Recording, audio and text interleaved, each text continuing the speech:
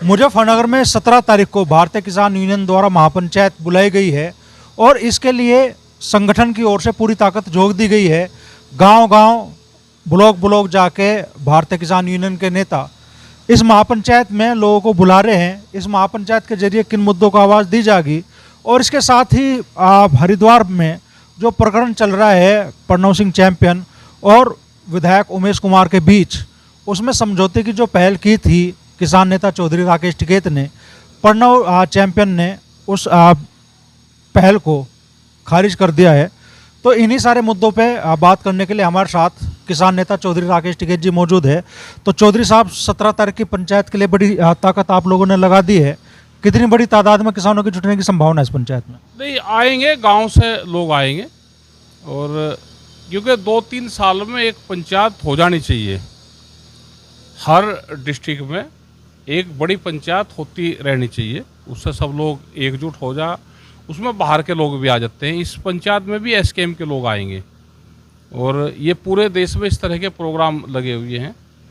जो भारत सरकार ने जो वादा किया था उस वादे को पूरा नहीं करा गया। इसमें बड़ा सवाल है एमएसपी गारंटी कानून का, स्वामीनाथन कमेटी की रिपोर्ट का, कर्जा माफ़ी का। तो ये बड़े सवाल रहेंगे। बिजली जिस तरह से प्राइवेट होती जा रही, तो बिजली में खाली किसान नहीं दुखी होगा, उससे जो उसका प्रभाव पड़ेगा वो आम आदमी पे भी पड़ेगा और पड़ भी रहा है। एक गांव को अगर डिटेल लगा ले, कितने उस पर छापे डले गांव में, कितना उनसे रिकवरी हुआ है, तो बहुत पैसा बिजली विभाग में भी जा रहा है। तो ये सारे इस मुद्दे में रहेंगे। गन्ना भुगतान का है, गन्ने का भाव नहीं बढ़ाया, फरवरी आ गई, भाव बढ़ाए नहीं, तो क्या अगले साल बढ़ाएंगे या 2027 में बढ़ाएंगे इलेक्शन से पहले? ये भी हो सकता है कि 26 में ये डिक्लेयर करें और 27 में इलेक्शन है, तो ये भी हो सकता है।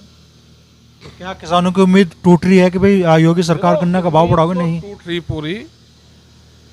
किसानों को संगठित होना पड़ेगा, किसानों को प्रोग्राम करने पड़ेंगे, अपने बड़ी पंचायतें करनी पड़ेगी, उनको अपने संगठन को मजबूत करना पड़ेगा।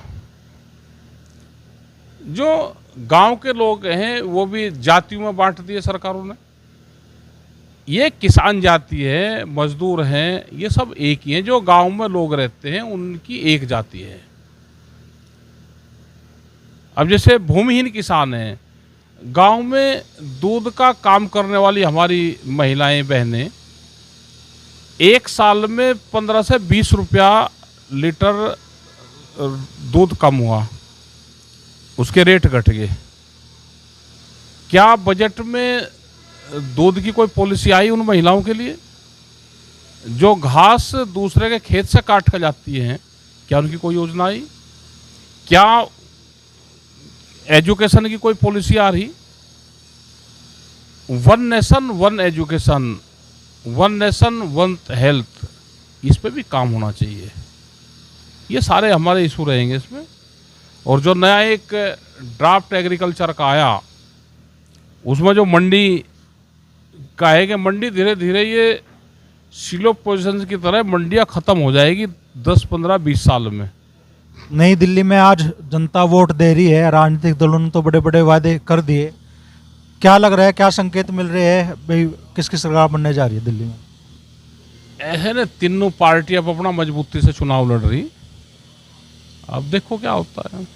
ज़्यादा तो कुछ कह नहीं सकते, सब आप अपने दावे करेंगी, सब आप अपना काम करेगी। कोई काम को गिनवाने का काम करेगा, कोई मौजूदा काम को बताएगा, किसी ने पीछे विकास करा है उसकी बात करेंगे, तो सब अपने विकास के इशू पर बात करेंगे। अच्छा चौधरी साहब, पश्चिमी उत्तर प्रदेश और उत्तराखंड की राजनीति में बड़ा मुद्दा गरमाया हुआ है खानपुर विधानसभा का।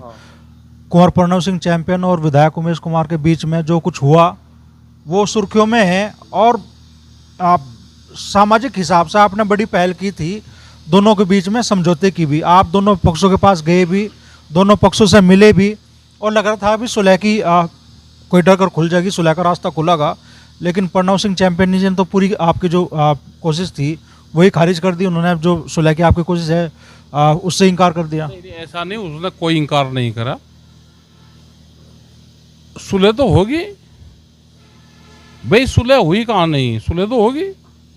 जो लड़ाई हो रही थी मौके पे, अलग अलग लोग वहाँ पर जा रहे थे, वो रुक गए तो सुलह तो होगी। सुलह किसने खारिज करी, किसने करा, सुलह तो होगी। समाज ने मान ली, समाज के लोग वहाँ पे थे भाई, समाज के जिम्मेदार लोग नोएडा से लगा के दोनों तीनों पक्षों के लोग वहाँ पे थे, और उन्हें फैसला ले लिया कि भाई समाज अब इकट्ठा नहीं होने का, इस तरह की मीटिंगें नहीं करेगा, तो होगी सुलह तो।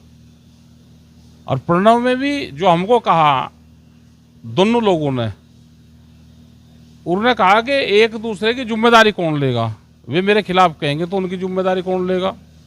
दूसरे ने भी कहा जी वो मेरे खिलाफ कहेगा, उसकी जिम्मेदारी कौन लेगा। मैं कहा भाई समाज लेगा दोनों की जिम्मेदारी।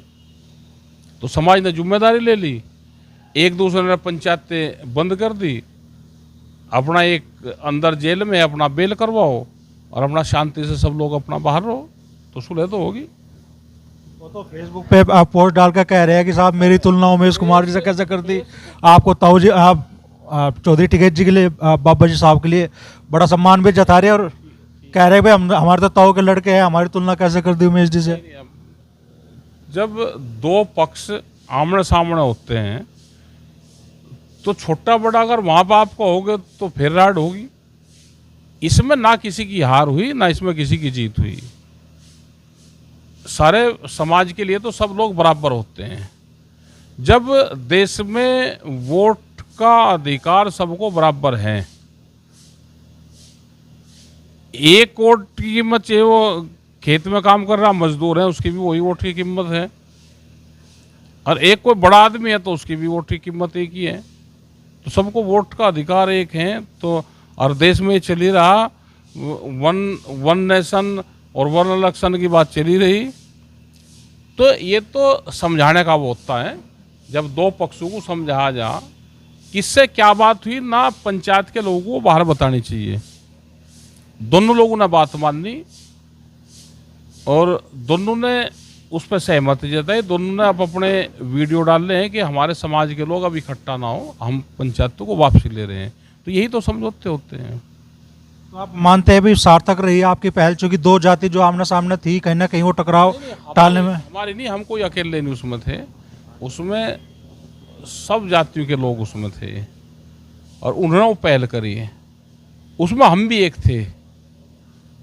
उसमें ये नहीं कि हमने पूरा अपने ऊपर ले लिया और हम सब चीज़ जो करवाते, हम नहीं, समाज के लोग उसमें थे और वो सर्व समाज के लोगों ने ये निर्णय लिया कि जो जातियां लड़ रही हैं ये ना लड़ें, और उन्होंने उस बात को माना। अब अपनी वीडियो भी उन्होंने डाल दी कि हम वो पंचायत स्थगित करते हैं और हम अपने समाज की मीटिंग नहीं करेंगे। तो ये पहली है कि समझे।